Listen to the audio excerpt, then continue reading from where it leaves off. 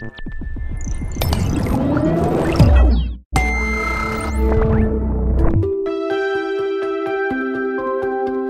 and welcome to this week's Fully Charged Show podcast. This podcast has been brought to you by the Fully Charged Live Show, an annual festival and celebration of electric vehicles, clean technology, informative talks, discussion panels and demonstrations, with thousands of test drives available from many electric vehicle manufacturers, plus of course electric bikes, electric classic cars, and music, food and a wonderful family atmosphere. Don't miss the Fully Charged Live Show at Silverstone Racing Circuit on June the 7th, 8th and 9th of June 2019. For more information and tickets, please go to fullychargedshow.co.uk/fully-charged-show-2019.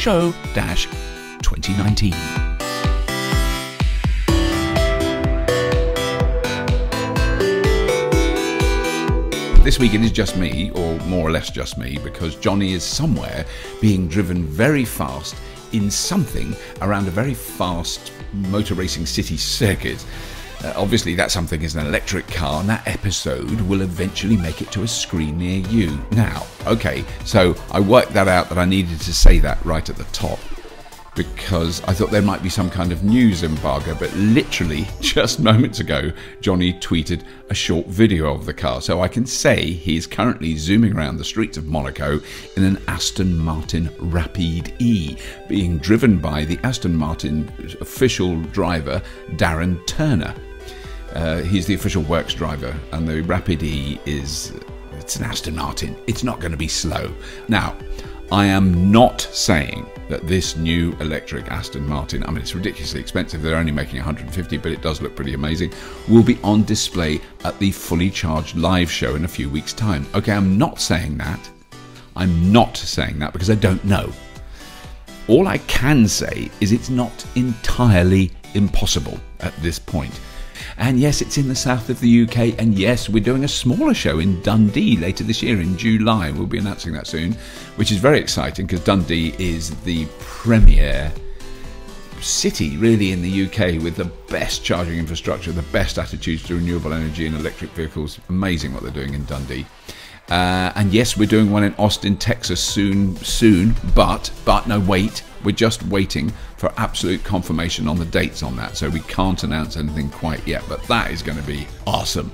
So that's enough about live shows. In a moment, there's an interview with an amazing woman I met at the recent Formula E race in Paris. Her name is Sandra Roling, or Roling. I think it is Roling because she's German, but God, you wouldn't know it. God, her English is so perfect. It's kind of annoying.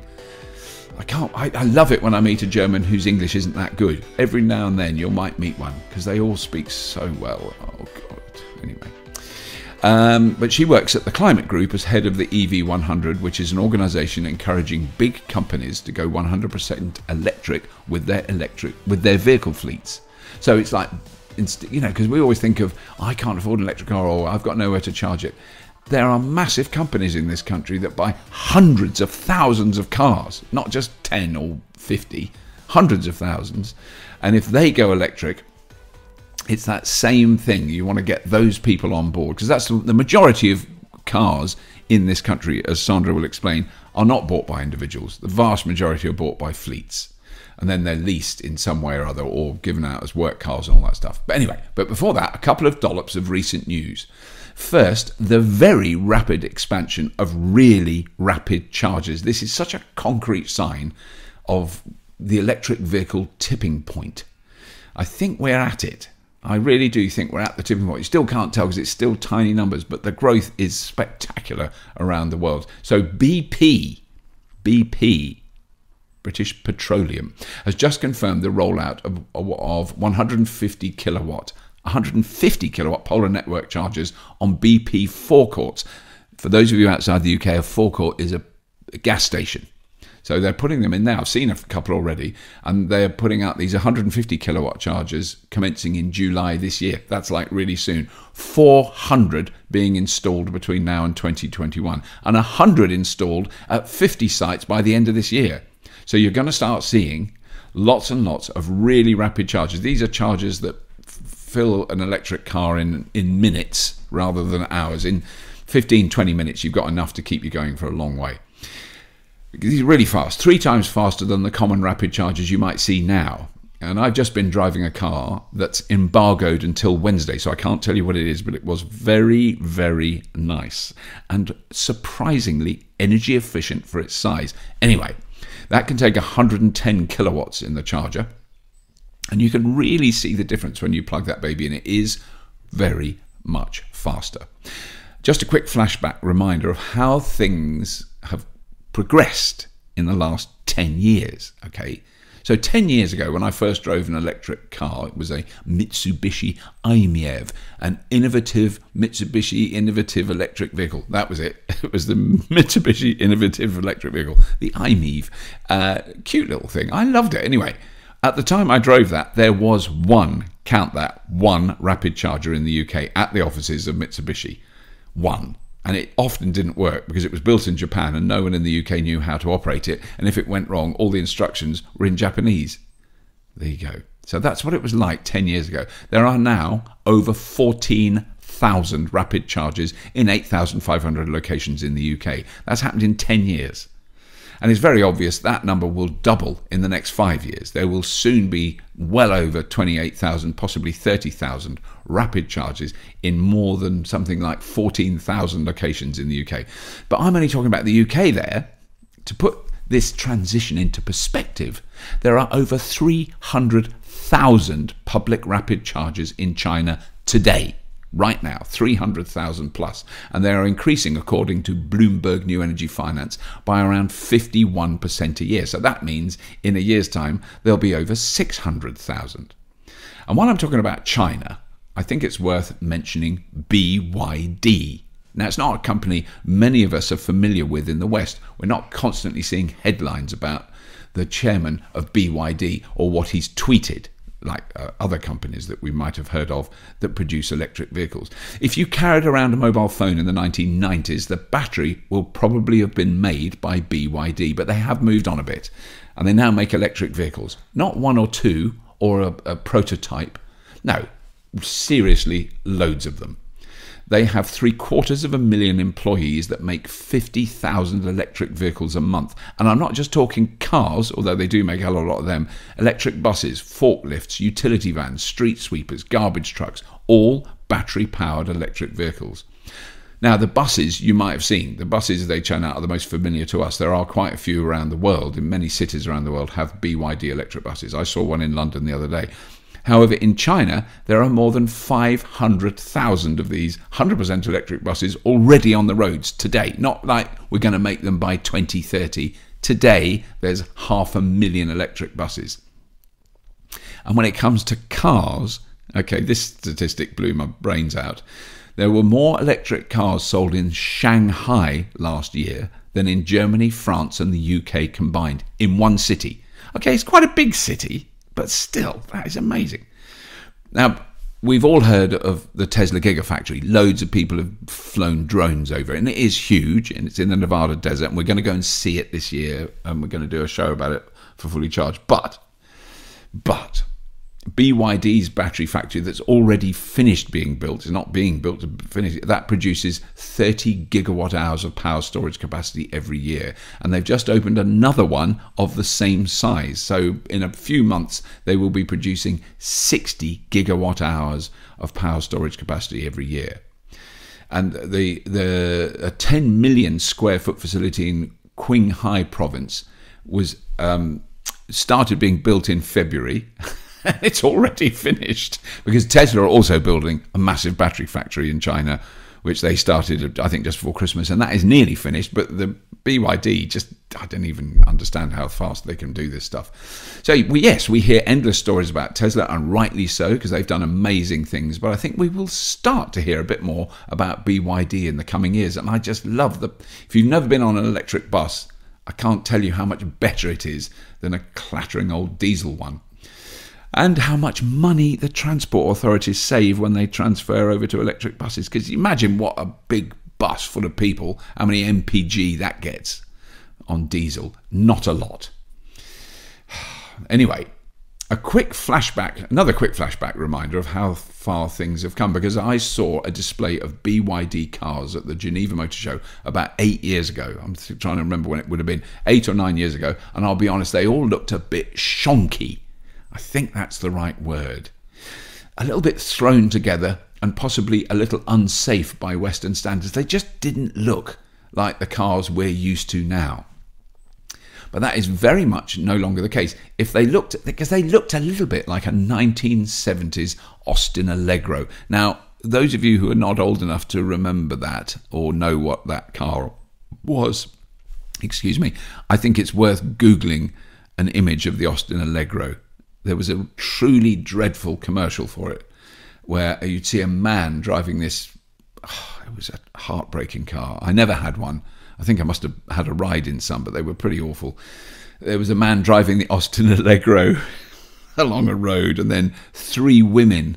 He stops and three women get in, and they all love him. It's very obvious because he drives an Austin Allegro. It's so crass. It's hard to believe that the human race could produce such nonsense. But there was a song, and the song went, Allegro's got vroom, miles and miles of vroom. Vroom, V-R-O-O-M, or triple O-M. That was the commercial. Allegro's got vroom. It had about as much vroom as my push bike with a flat tyre. Anyway, BYD cars now look more like an Audi A3 or I don't know what, one of those proper German cars, a Mercedes or an Audi. They've really, really improved their manufacturing processes a lot.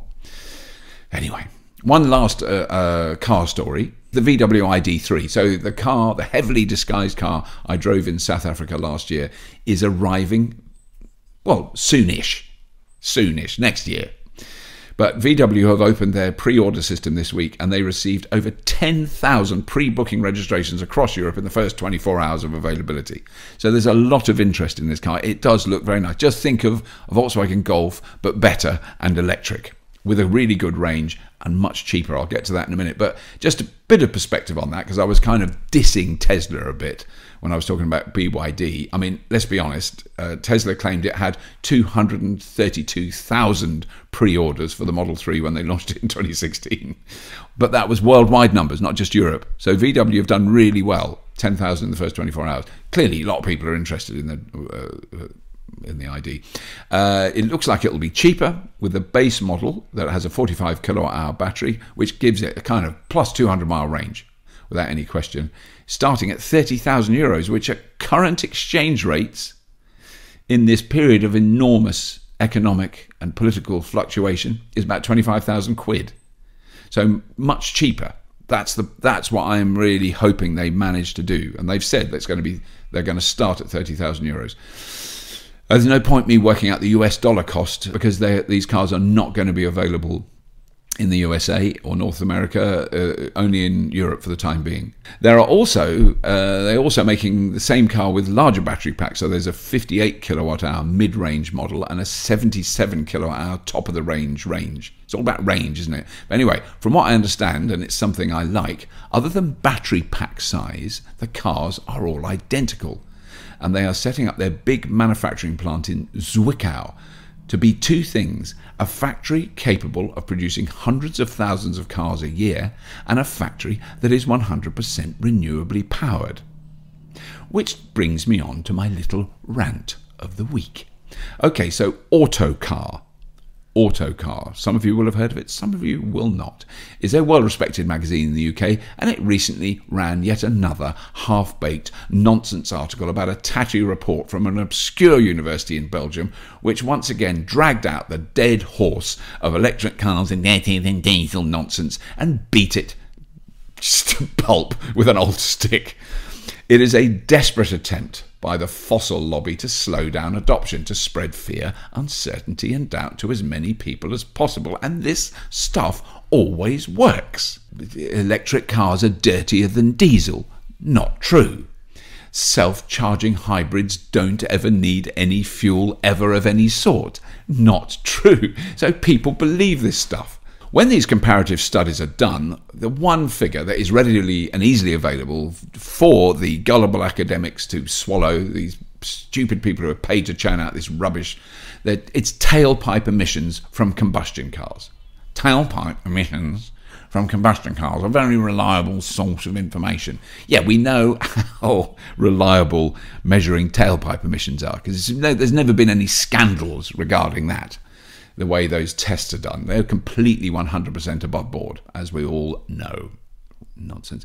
All manufacturing has an environmental cost. Of course it does. It's so painfully obvious. And their argument is that manufacturing batteries has a high CO2 component, especially, and this is what they say, if those factories are powered by coal-burning power plants or the standard European grid. They are not. And here's why this is such a bullshit argument. It is now universally accepted that the cheapest generating method around the world for electricity is solar and wind. What are rapacious capitalist companies that use large amounts of electricity going to do? Choose the expensive, dirty stuff or the clean, cheap stuff? The Tesla Gigafactory will be 100% renewably powered by the end of this year. And we're talking big factory that uses a lot of electricity. The BYD factories in China have opted for renewables because they're cheaper. In these sad little reports, there's no mention of the impact manufacturing internal combustion engines has, or the cars has, the metals extraction and transportation costs, the electricity use in the manufacturing process. And we know with well-established companies that they'll have long-term power contracts that deliver the electricity that they need, and they're not going to come from renewables. No. I mean, they might put a few solar panels on their roof, but it's nothing. You know, it is so token and greenwashing. When you manufacture a diesel engine or a petrol engine, there is a profound, measurable impact. But are they going to release those figures? No, they're not. So don't wait for them. They're not going to tell you. And that is before we even consider the costs in delivering the fuel to these inefficient machines that they make to chug along our roads and poison us with their toxic fuel fumes. Fossil fuel has to be extracted, transported and refined, and those costs are very deliberately and carefully hidden from us. They used to reveal how much electricity they used in refineries around the world. The UN Statistics Division kept those figures until 2005, when suddenly those figures were no longer available. I wonder why. I'll just quickly remind you, the one refinery I went round for a TV show many years ago was very proud in the fact that it used the same amount of electricity as the cities of Leicester and Coventry combined. Two large UK cities use a lot of electricity, as you can imagine, in a year, and so does one oil refinery. Where does that electricity come from? It comes from a coal-burning power plant just up the road in South Wales. Tailpipe emissions are about half the story. Yes, battery manufacturing is an energy-intensive process, but the batteries have a life of between 20 and 25 years. Some people say 30. 10 to 15 years in a car and another 10 as static storage systems in buildings. Batteries being made today could be helping power buildings in 2045, for goodness sake. It's just pathetic. What is great about this article, if you bother to follow the link, and it's because it's a load of old nonsense, is the comments from readers of Autocar who are going, for goodness sake, this is such a rubbish story, and you haven't, you know, there's some clever comments. It's quite interesting, as opposed to what you would expect. I was pleasantly surprised. End of rant. Let's listen to someone who understands the importance of electrifying our ground transport fleet and who is doing something positive, actually positive, to encourage and start that happening in a much bigger way. So please welcome Sandra Roling, who is the head of the EV100 Group.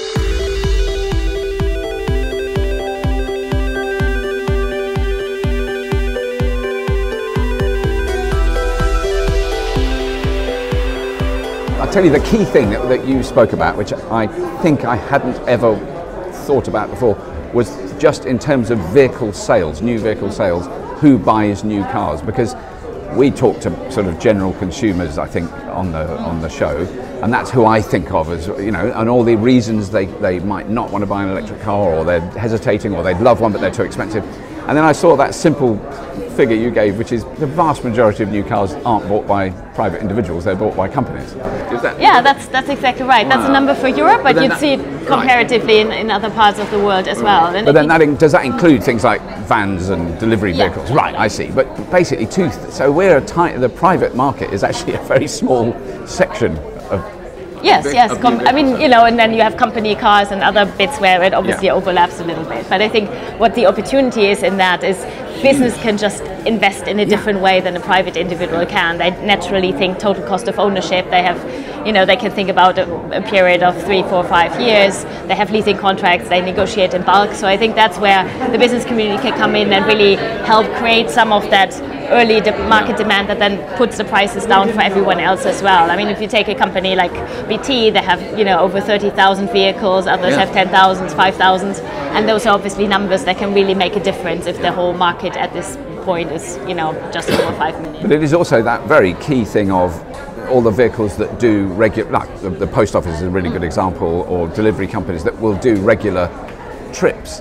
It's such an easy transition to go to electric vehicles. So actually we have 3 postal companies so far. So we have DHL, we have Swiss Post, we have Austrian Post, and we know from a lot of others that they're already thinking about it for exactly that reason. There's like in the city centers, it's not huge distances, but it's like a lot of stop and go. They are actually more convenient for the drivers. So just in terms of handling them. They have a depot where they can, or where they keep the vehicles now, just sitting there doing nothing, and they could be plugged in or helping run the building. I mean, that's that other aspect of vehicle to grid, which I'm just about to start doing at home, is very... Exactly, and I think the sort of from the perspective of everyone else, city centres is also where, for example, the issue of air pollution and the health concerns is just the biggest. So if we can take some of those fleets that drive around cities the whole day out in terms of emissions, that would be a huge benefit just for everyone around as well. So can you quickly tell me then about the organisation you work with, Climate 100? Is that... oh no, correct me. Is that the wrong term? So my organisation is the Climate Group. We're an international NGO, and we're all about accelerating climate action by creating networks of leaders. Right, and this is really within businesses. This, in a way, it's a business-to-business activity. Yes, exactly. So we run what we call corporate leadership initiatives, and this EV100 initiative is one of them. And that's all about bringing businesses together to say we want to be a force in changing the market, and to invite them to make public commitments. In this case, to go electric by 2030. So that's switching their own fleets entirely to electric and putting in charging infrastructure at all their premises by 2030. It is all about moving the timeline forward and going ahead with some of the businesses that are saying we've seen enough, we believe in the technology, we're just going to make the effort now because we think it's the right thing to do, and it will be the right thing for our future as well. I mean, in your general discussion, I'm almost more interested in hearing the negative response from businesses because I wonder what that, because I've spoken to businesses that are absolutely keen and their public commitment is very clear. But I'm just wondering, when you go to see, I don't even know, a company X, and they've all got diesel delivery vans and diesel cars, and the boss likes his Ferrari or whatever. Do you get that kind of going, oh, they're rubbish, they don't work, we don't want to change? To be honest, surprisingly little comparatively. So I mean, there's obviously a continuum, from the most ambitious to the ones that sort of like to take a bit more conservative view. But I think the biggest spectrum I see is when the companies that are already doing some of it or having an interest to try it out, it's what we are asking them to do, of course, is to go all in and really say we're going to make the whole transition by 2030. So that's the conversation with companies, especially if you have a global fleet. What does that mean for me? What does that mean for the different types of vehicles? But I think a very large part of the business community is already thinking about it. I think just recently in the UK there was a study where they asked fleet managers about how many electric vehicles they have in their fleet. It was really interesting to see. I think it was about 50% who had some now, but a very large majority that said they expect for that to be the dominant technology over the next decade. So there's clearly that sense of it's coming. It's sort of just then learning what exactly does it mean, how do I get started, what are my best opportunities for getting that learning and that experience. Because that's been also a key theory or a key theme that seems to run through a lot of particularly in terms of renewables and electric vehicles, is once people, and particularly companies, see the financial benefits. Because that's, in a way, when I think of when I was involved in renewable energy many decades ago, no one talked about economics. It was all about the environmental aspect or the low impact and all that sort of stuff. But now there's clear economic benefits. I mean, one of your slides showed that the savings that a company can make in terms of electrification of their delivery systems. Exactly, especially the kinds of fleets that are in operation most of the day, because the calculation you have to make is slightly higher upfront cost, but then the savings you get over time on the fuel, but also maintenance and repair, just because electric vehicles are more simple in a way.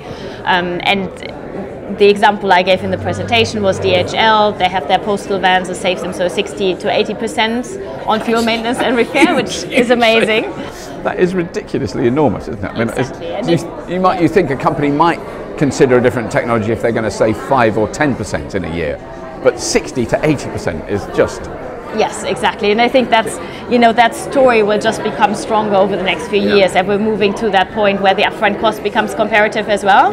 So BNEF think that might be around 2022 already in Europe, and then it absolutely becomes a no-brainer. You don't even have to make big complicated total cost of ownership calculations. And then one of the things that I was intrigued by, I think it was Camden Council in London, had some electric vans that they use for servicing their public housing and delivering meals and things, and they had a central depot already, and they were charging electric vehicles there, and it was just one employee who went, "We've got a big roof, should we put some solar on it?" And they've kind of not done it in a very big way, but they did do that. And then is there ever discussions around that? Because often a big company will have big assets, big buildings that don't have solar on. I mean, I'm always staggered when I see a big building that doesn't have solar on the roof and go, "You own that roof, put some solar on it," Absolutely. And I mean, it is happening now, but it seems to be just a lack of knowledge of the difference that can make.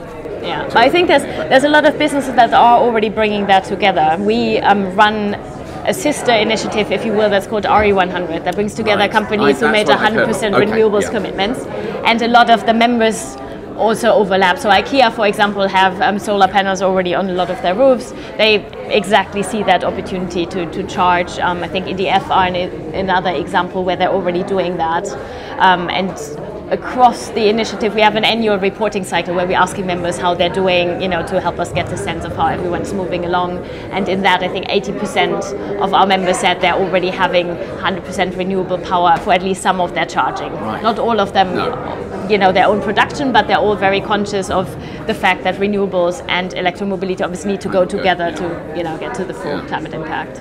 So, I mean, are you generally then optimistic of this particular project? I mean, is it working well? Are you signing up new companies? Is it doing what you want it to do? It is, yes. I mean, we've been running for about a year and a half now. We have 39 members, and it's really every few weeks we invite some other members to join us, which is very much the intention, because that gives us an opportunity to show people what's happening, to show concrete examples.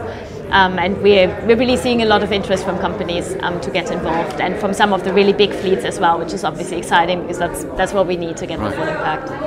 A key input to that, I always think of, the buses and taxis in London, but actually for every bus and taxi there's probably a couple of vans delivering stuff. They're diesel.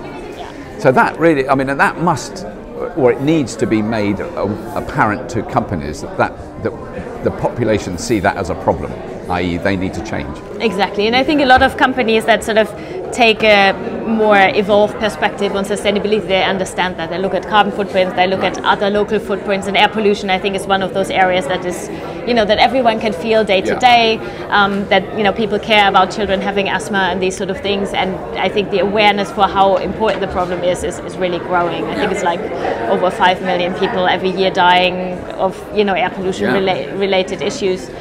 So that's certainly some things where companies can make a difference, and where they're also already seeing in city centers zero emission zones going up, and where they just need to think about what does that mean to me for my business, and how do I make sure that in the future I can still serve those customers in a way that is less disruptive and just can be more positive for the surrounding society. But the other point, which I think is interesting to our listeners in particular, is that the amount of people who ask me, can I buy a second-hand electric vehicle? I can't afford a new one, they're too expensive. I'd love one, but they're too expensive, blah, blah, all those things. And I know those will change, because there already is now a thriving second-hand electric vehicle market in the UK. It's still very small, but it does exist, and you can buy a second-hand. But one of the longer-term benefits of companies buying literally millions of electric cars is there at some point in the future there will be literally millions of second-hand electric cars that are still very serviceable, as we now know. Exactly, and the positive thing about this is also it's not just at some point in the future, but it's like in 2-3 years time, because most of the corporate leasing contracts are exactly for that time frame. If I'm a private individual, I might keep my car for 10 years or more,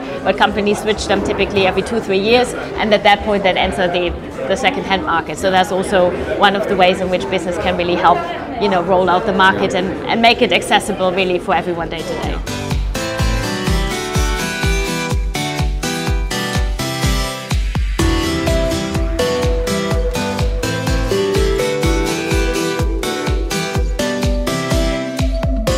Well, that's what we've got time for. There are links to all the stories and rants in the show notes. And of course, please check out the Fully Charged Live page if you're in the UK or neighbouring EU countries. Yeah, last year many people came from the Netherlands, Denmark and France. And I think they all enjoyed it. What am I saying? No, they loved it. They raved about it. It's going to be wonderful. I'm really looking forward to telling you more about what's going to happen at Fully Charged Live this year, because it is really exciting. And for those of you who can't make it, we are recording all the talks, because there's going to be some amazing talks, and we're releasing them as podcasts, because there's going to be some really top quality interviews and presentations and panel groups. So they're all being recorded and we'll release them as podcasts. If you want to help support this insane project that is Fully Charged, there is we do a Patreon subscription thing, and you can follow the links to Patreon and all that stuff. You know how to do that. And we are incredibly grateful to our amazing, very large now group of Patreon supporters. It really does help. It doesn't cover everything, but my God, if we didn't have it, we wouldn't be here.